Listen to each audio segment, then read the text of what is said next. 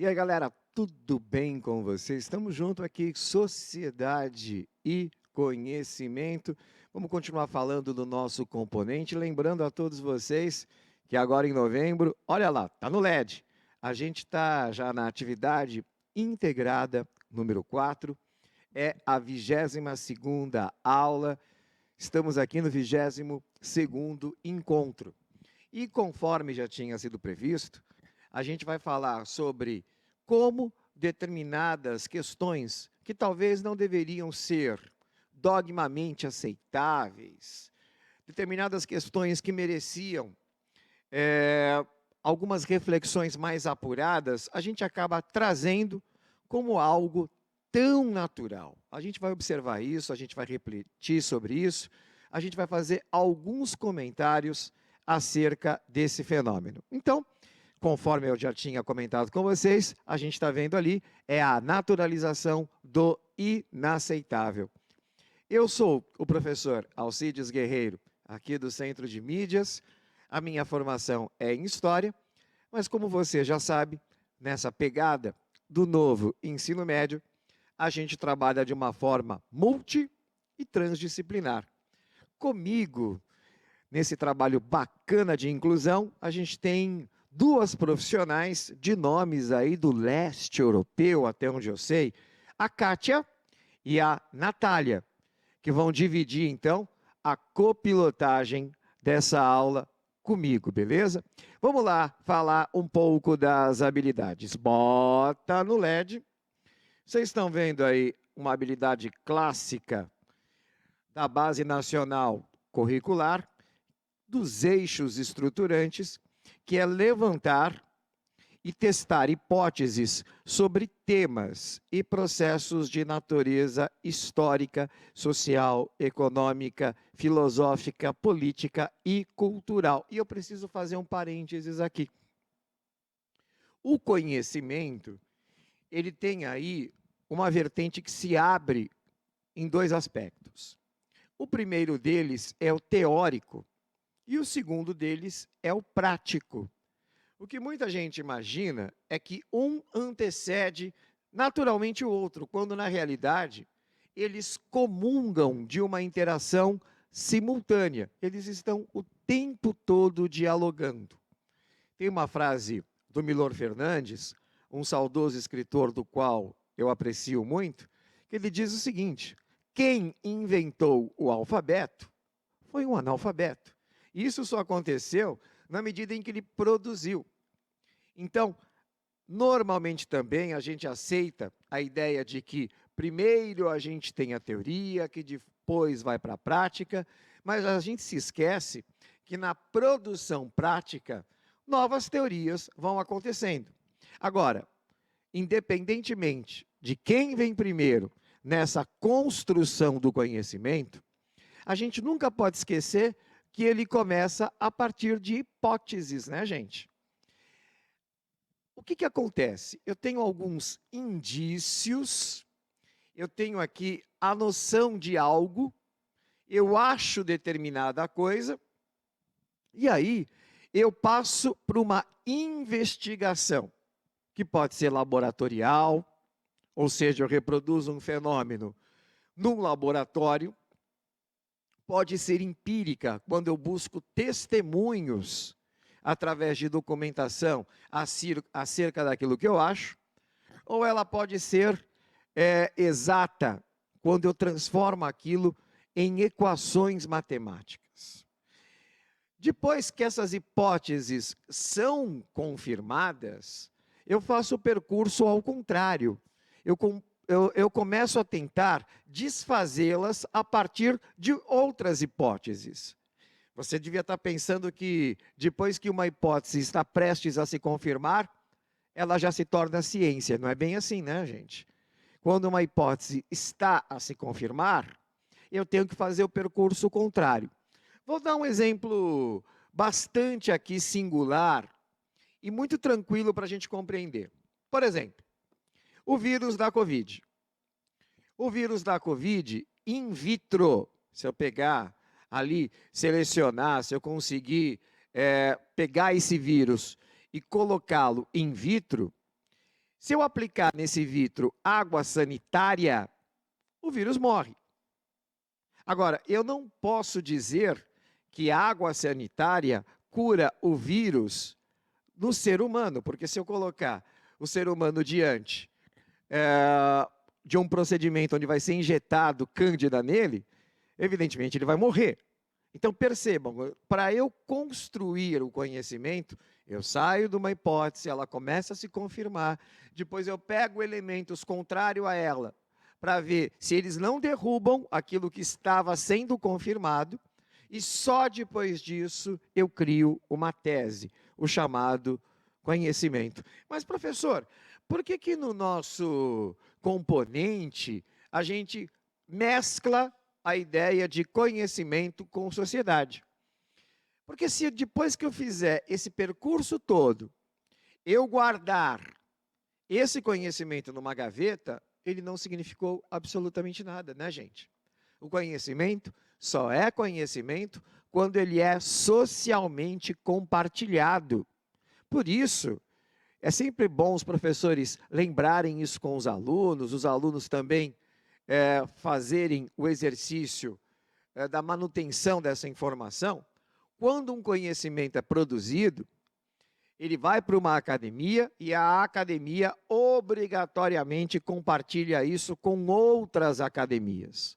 A gente tem que escrever, inclusive, partes do nosso trabalho em inglês, que é considerado uma língua universal na perspectiva da produção acadêmica, e, diante disso, congressos, simpósios e uma série de outros eventos acontecem justamente para a gente socializar essas informações. Lembrando que mesmo depois de socializadas, elas não se transformam em verdades absolutas.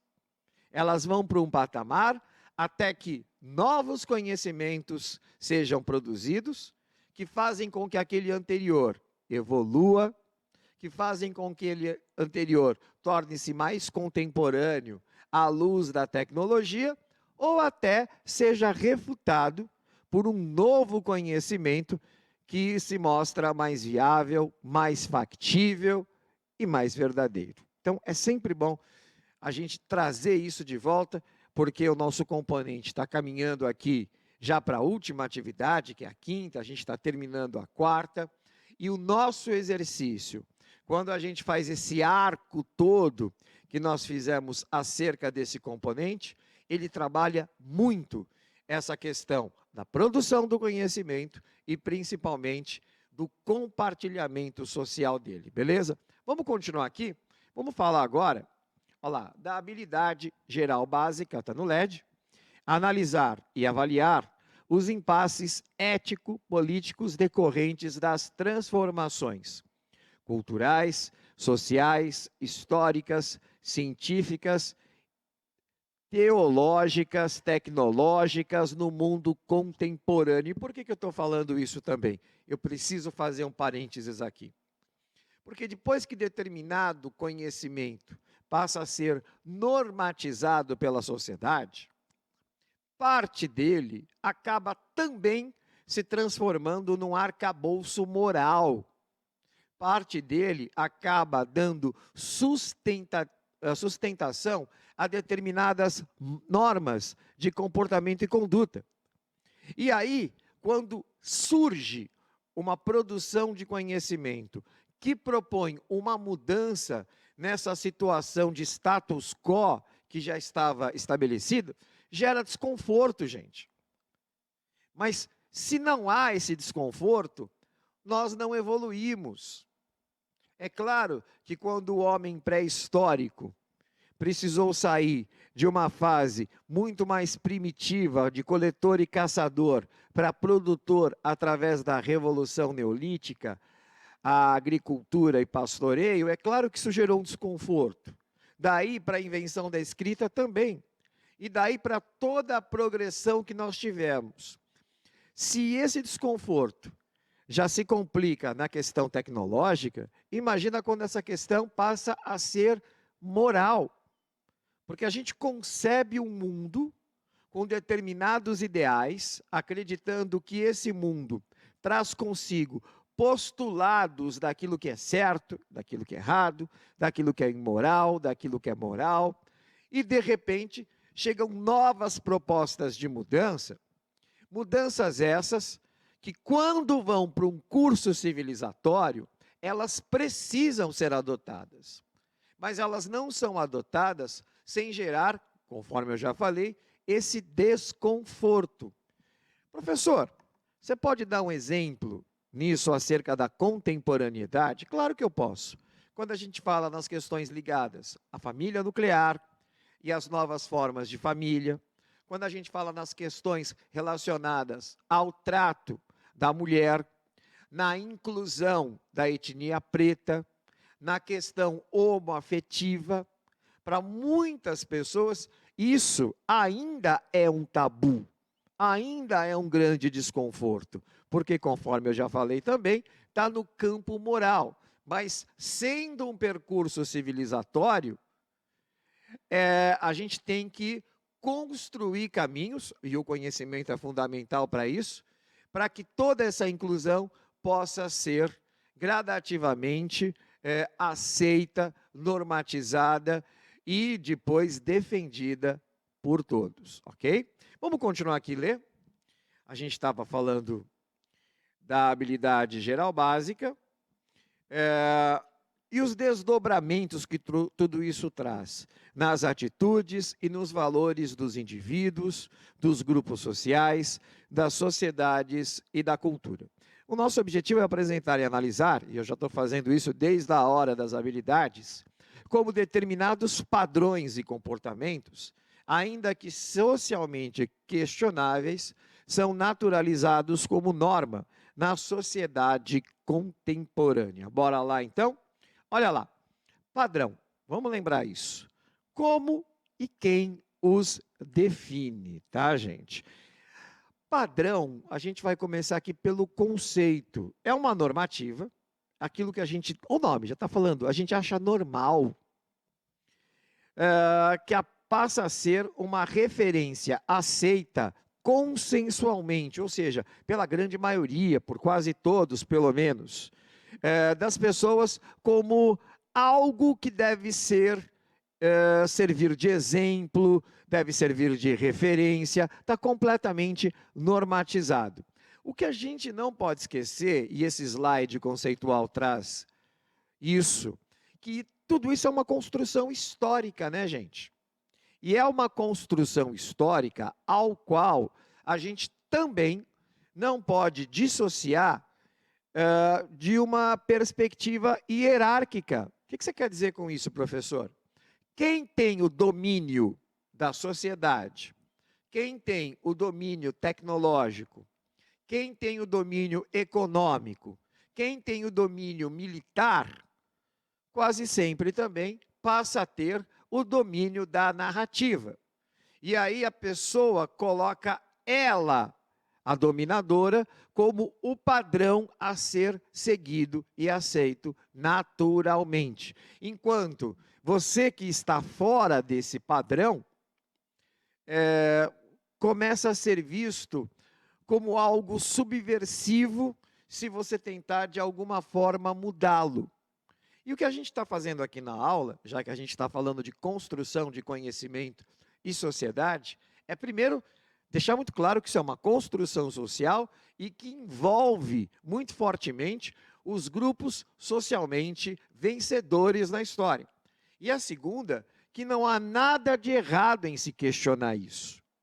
Até porque, muitas vezes, a partir desse questionamento, é que a gente cria processos de inclusão e, muitas vezes, de correção de algumas injustiças. E o olhar da história, e eu falo isso com certo conforto, porque é a minha área de produção acadêmica e de trabalho, ele muitas vezes não é um olhar que enxerga à primeira vista determinados fenômenos. É preciso que haja um espacejamento do tempo para que lá longe a gente consiga perceber algo que no momento contemporâneo ao qual ele acontecia, ele nos passava desapercebido. Professor, você está dizendo que o olhar da história enxerga melhor ao longe do que ao perto? Por incrível que pareça, sim. Quando a gente olha muito de perto, olha esse exercício aqui, ó. A gente está vendo só esse campo de visão. Na medida em que a gente afasta, não estou vendo só minha mão. Eu já começo a ver o cenário atrás de mim e assim por diante. Numa composição de informações e de temporalidade que vai fazer com que eu perceba as coisas com muito mais profundidade também. Vamos lá voltar para o LED. Olha lá. Depois que esses grupos dominantes constroem esse determinado padrão e ele é naturalizado, ele passa a ser também, eu vou usar aqui uma palavra que talvez caiba, mas num contexto sociológico, tá? Não biológico. Ele passa por uma espécie de contágio ideológico. Ou seja, as crianças são ensinadas daquela forma, crescem sabendo daquela forma, reproduzem esses ensinamentos para os seus filhos, e tudo isso acaba deixando com que fique muito mais solidificado e nos pareça muito mais natural, quando na realidade, volto aqui a afirmar, é uma construção histórica. E como toda construção histórica, a gente não pode esquecer, é passível de reflexão, a gente quer saber por que se construiu dessa forma, e a segunda coisa também, ela é passível de desconstrução. Depois de uma determinada reflexão, a gente pode querer ressignificar aquilo que nos parecia tão normal. Vamos lá olhar. Quando a gente fala de composição política, a gente não pode esquecer que política, é muito curioso isso, né? Porque a gente o tempo todo fala sobre política, e quando pergunto para os alunos o que é política, eles têm muita dificuldade de dizer. Ah, mas eu sei o que é, eu consigo dar o exemplo, mas do ponto de vista conceitual, gente, política é o exercício diplomático do poder. Perceberam? Quando você tem o exercício da persuasão, da sedução, do consenso, e isso ocorre numa esfera diplomática, através de arranjos, de acordos, ao qual até hoje não se conhece nada melhor que a democracia. Vocês ouviram o que eu falei, né? Eu não disse que a democracia é perfeita. Eu reproduzo aqui as palavras de Winston Churchill. Eu disse que a democracia é o menos pior, porque é o sistema mais inclusivo de composição diplomática na costura do poder. Quando a gente não tem essa construção diplomática do poder, a gente tem a guerra. E a guerra, conforme grandes pensadores aqui já construíram nesse saber, é a negação da política, é a antipolítica. Só que quando a gente também olha de uma forma reflexiva, ainda que diplomática, essa questão política, a gente percebe que foi construído um padrão. Olha lá, que padrão é esse? Há uma superpredominância de pessoas de etnia branca. Isso poderia, talvez, ser muito mais normatizado se um país tem como grande maioria da sua população pessoas de etnia branca. Só que, vamos pegar o caso do Brasil. Aqui não é a Suécia, aqui não é a Noruega, aqui não é a Dinamarca. Pelo contrário, a maior parte do povo brasileiro se autodeclara mestiça, preta, né, negra. Só que quando a gente olha a composição do poder, eles são subrepresentados. Inclusive, é daí que vem a expressão minoria. Não esquece, hein? Minoria não significa que é menos pessoas. Porque senão as mulheres não seriam minoria. Mas as mulheres acabam sendo minoria quando a gente percebe que elas também são subrepresentadas na composição do poder. Assim como os indígenas, assim como os pretos, assim como os pobres, assim como muitas vezes representantes da classe trabalhadora. Vamos continuar olhando aqui. A gente estava falando de composição política. Vamos lá. Superpredominância masculina. Gente, não é só na esfera do Congresso Nacional que representa o Legislativo Federal. É também quando a gente olha a quantidade de governadores e governadoras, prefeitos e prefeitas, quando a gente olha a Câmara dos Vereadores, as assembleias legislativas, e eu vejo com muito bons olhos que, embora isso esteja normatizado, muitas vozes, mas muitas vozes mesmo, ocupam espaços para dizer, isso não deveria estar normatizado. As mulheres precisam de mais representatividade política. Outras etnias precisam de maior representatividade política. Porque senão, até a própria noção de democracia fica comprometida, né, gente? Porque democracia parte de um princípio de pluralidade, né? Vamos continuar olhando aqui. A gente está vendo no LED. E há um predomínio muito grande de estratos que concentram riqueza na composição do poder.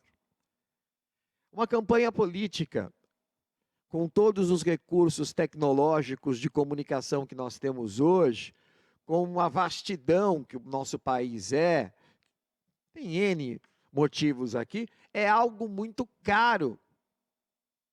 E aí, também a gente cria aqui esse tipo de sequela na questão da inclusão. Professor, então eu posso levantar o seguinte questionamento.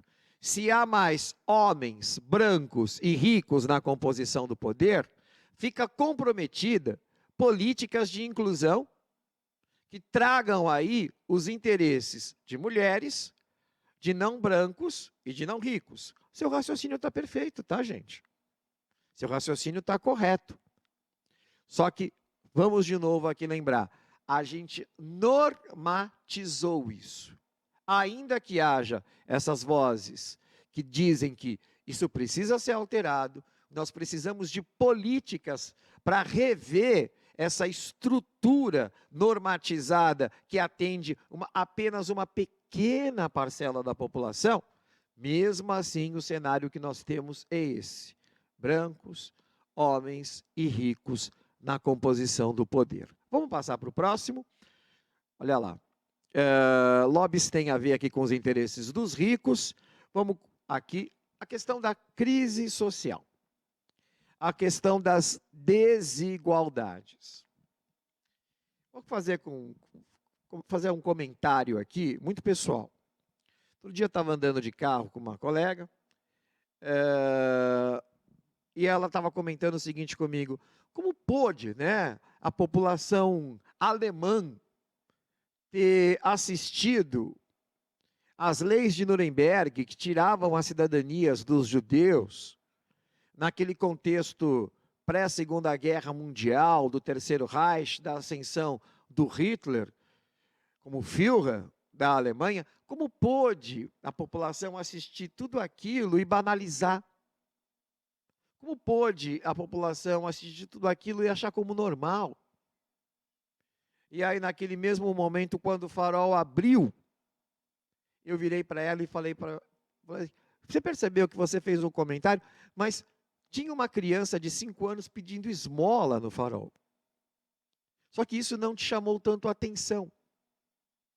Ela ficou me olhando e falou: nossa, e eu falei: justamente por isso, porque a gente normatiza, a gente banaliza num cenário contemporâneo determinadas questões que a gente tinha que avaliar como barbárie, como algo muito errado.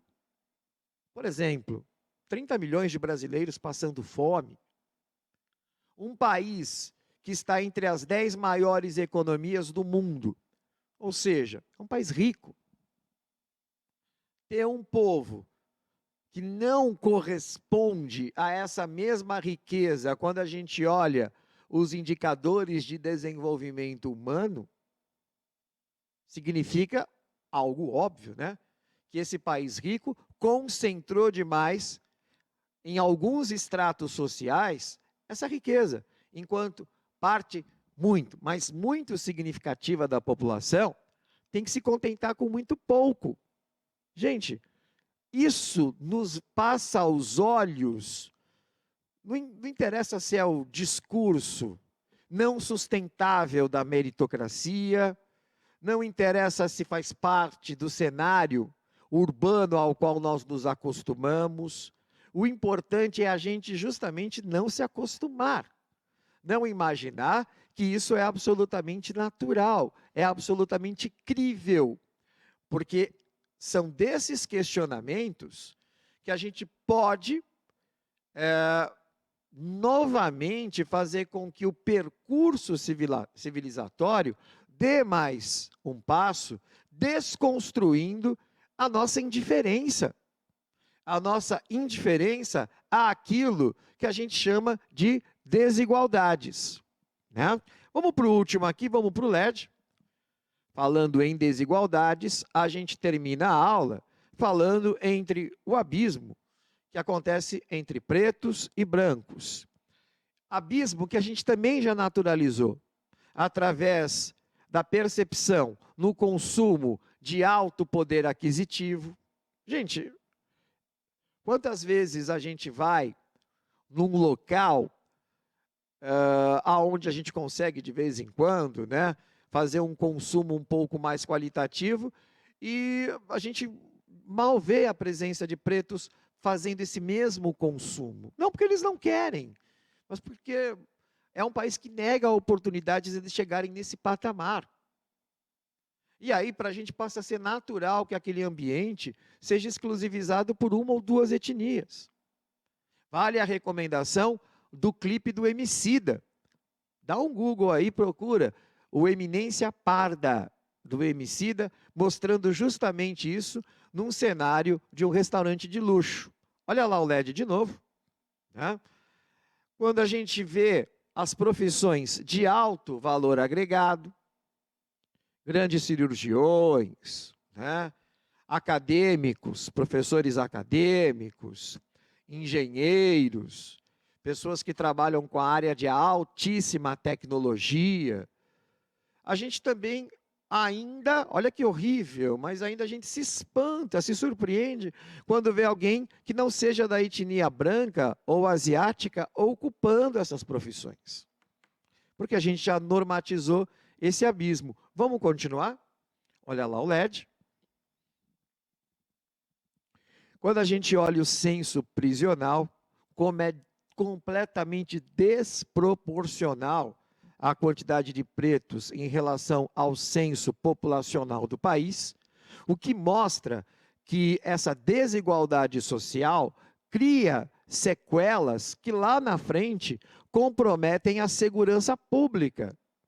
E isso acaba não sendo legal para ninguém, né? Porque viver num país onde você tem que cada vez aumentar mais os muros e blindar com pesos maiores o seu carro, eu não acho que deva ser um ambiente de conforto e de seguridade. Olha lá o LED, né? Quando a gente olha também a expectativa de vida.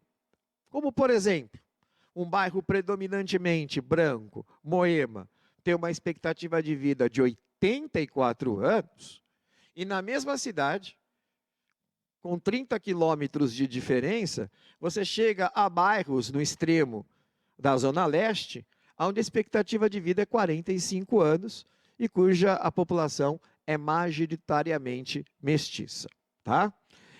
Altos cargos no serviço público também nessa perspectiva de profissões acadêmicas.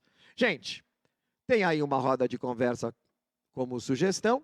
Eu queria agradecer a audiência de vocês. Eu sei que isso é um conteúdo que gradativamente os professores trabalham em sala de aula e convido para o próximo encontro, onde a gente continua falando sobre essas questões de conhecimento e sociedade. Obrigado pela atenção, beijo para vocês, fui, tchau.